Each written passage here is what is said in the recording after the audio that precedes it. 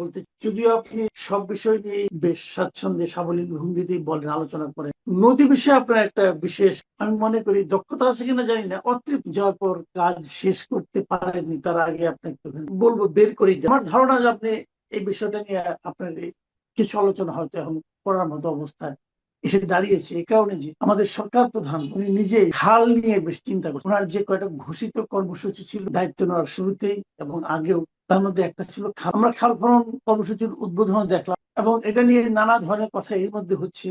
অনেকে বলছেন যে ওনার মধ্যে অনেকে পিতা শহীদ রাষ্ট্রপতি জিয়াউর রহমানের ছায়া দেখছেন, আবার অনেকে বলছেন জিয়াউর রহমান সাহেব যখন এটা করেছিলেন তখন সেই যে বাস্তবতা ছিল এখন তো আর সেই বাস্তবতা না। কাজে এই সময় এটা করাটা কি কেবলমাত্র স্টান্টবাজি নাকি আসলে এর কোন রকম উপকারিতা? আমি যদি আরেকটু ডিপে যেতে চাই সেক্ষেত্রে আমি বলবো আপনার কাছ থেকে আমি হয়তো এটাও জানতে চাই খাল খনন করলে কিভাবে করলে কি হতে পারে, অথবা যেভাবে হচ্ছে এটা, এই সবগুলি প্রশ্ন একবারে করলাম, আপনি একটা একটা করে অল্প অল্প করে জবাব দেন, তাহলে সেখান থেকে হয়তো আমি আবার একটা সাপ্লিমেন্টারি কোশ্চেন করতে। এটা একটা বড় ধরনের উদ্যোগ। 20,000 কিলোমিটার খাল খনন পুনর্খনন একটা বিশাল একটা কর্মযোগ অ্যাকচুয়ালি। যে এটা প্রেসিডেন্ট জিয়াউর রহমান যে খাল খনন কর্মসূচি নিয়েছিলেন আজ থেকে 47 বছর আগে, তারই একটা ধারাবাহিকতা হিসেবে আমি এটাকে দেখি। জিয়াউর রহমান সাহেব এই 1976-এর নভেম্বরে আপনার উলসি এবং যদুনাথপুরের এই দুটো জায়গার মাঝে যে বেতনা নদী খননের মাধ্যমেই কিন্তু এই কাজটা শুরু হয়।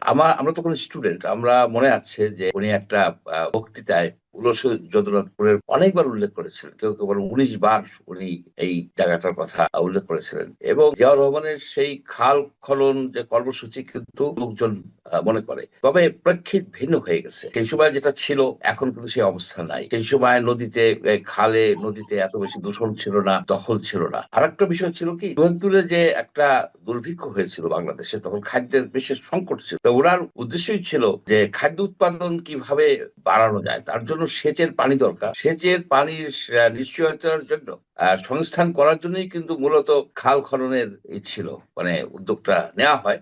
সাথে সাথে মৎস্য চাষও হয়েছে, অটোমেটিক্যালি মৎস্য চাষও হয়েছে। কিন্তু এখন যেটা উদ্যোগটা নেওয়া হয়েছে, এখন আপনার খাল তো আর নতুন করে খনন করা দরকার নেই, কারণ খাল কিন্তু অনেক আগে থেকে ছিল। মোগল আমলে খাল ছিল, পাকিস্তান আমলে খাল ছিল, প্রাকৃতিক খাল ছিল, অনেক খাল কাটা কাটা হয়েছে। জিয়াউর রহমান অনেক খাল কেটেছেন, সঠিক হিসাব পাওয়া যায় না। 2200 কিলোমিটার নতুন খাল কেটেছে, আবার বাকি প্রায় 5-6 হাজার, টোটাল 6,000 কিলোমিটার পুনর্খনন করা, টোটাল 6,000 খাল পুনর্খনন মানে সংস্কার করা হয়। খাল সাধারণত বাংলাদেশে যেটা হয় যে আপনার পলি পরে, তো অব্যবস্থাপনা, পলি পড়লে কিন্তু খাল আপনার বন্ধ আচ্ছা, হয়ে আমি যায়, বিশেষ করে। আপনাকে একটু থামাই একটা জায়গায়। আমরা তো আসলে শৈশব থেকে যে খাল বিল নদী নালা এগুলি দেখে দেখে আসলে খালের প্রয়োজনীয়তাটা কেন, খালে কি হয়, খাল থাকলে কি লাভ হয়, না থাকলে কি লস হয়, আগে কি লাভ হতো অথবা এখন কি লাভ হওয়ার সম্ভাবনা, একটা খাল খাল থেকে আমি কি লাভ পেতে পারি এই। প্রথমত আপনার খালের মাধ্যমে পানি গ্রামের ভিতরে আসে, এবং যখন গ্রামে বা কোনো জায়গায় বেশি পানি হয়ে যায়, খালের মাধ্যমেই কিন্তু সেই পানিটা নিষ্কাশিত হয়, যেটা নদীতে চলে যায়। অর্থাৎ জলাবদ্ধতা, খাল না থাকলে প্রচুর জলাবদ্ধতা হওয়ার সম্ভাবনা থাকে। খাল হচ্ছে একটা ড্রেনেজ ব্যবস্থা, গ্রামীণ একটা ড্রেনেজ ব্যবস্থা হচ্ছে এই খাল। খাল বন্ধ হয়ে গেলে আপনার ব্যাপকভাবে জলাবদ্ধতা হবে, আপনার ফসল ঠিক মতো আপনি বুনতে পারবেন না এই জন্য। সুতরাং খাল একটা ইকোসিস্টেমের অংশ।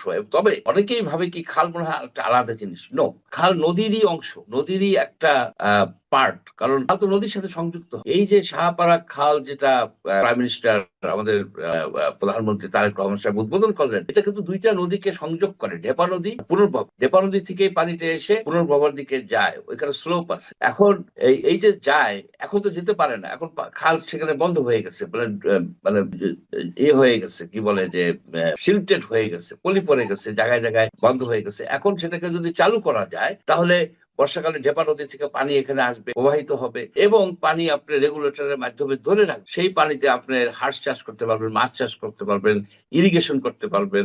আপনি জানেন যে গবাদি পশু পালন করতে হলে কিন্তু আপনার নদ নদী খালের দরকার। গবাদি পশু গোসল করাইতে হয় টাইম টু টাইম। এগুলি নদী ছাড়া, খাল ছাড়া পানি। এবং আরেকটা বিষয় হচ্ছে যে প্রতিনিয়তই আমরা দেখতেছি, খবর পাই, পানির যে গ্রাউন্ড ওয়াটার লেভেল এটা নিচে চলে যাচ্ছে। অর্থাৎ সেচ করতে যে এরা কিন্তু ডিপ টিউবওয়েল অনেক সময় পানি পাচ্ছে না।